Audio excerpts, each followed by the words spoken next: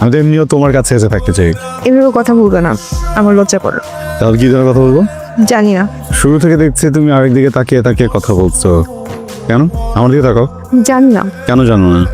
আবরার, সব ব্যাপারে এত প্রশ্ন করো না। লজ্জা পাচ্ছ তাই না? ওকে, দেখো মেয়েগুলোকে লজ্জা পেলে আরো বেশি সুন্দর দেখায়। ওকে, আমার তো লাজিক মেয়েই পছন্দ। এর জন্যই তো ওই দেখায় মেয়েটার সাথে ফ্রেন্ডশিপ করেছিলে। তুমি আচ্ছা, তুমি বারবার কি একে নিয়ে কেন খোঁচা দিচ্ছ বলো তো? হ্যাঁ, তুমি না অনেক পজিটিভ। হ্যাঁ, আমি পজিটিভ। তোমার কোনো সমস্যা? না,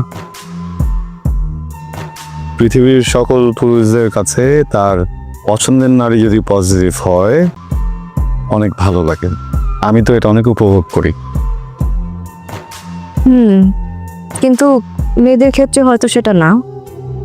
শোনো, আমি পজিটিভ হব, তুমি হতে পারবে না, বুঝেছো?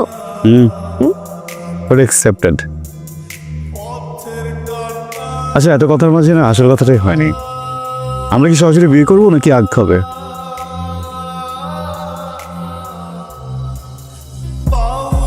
জানি না।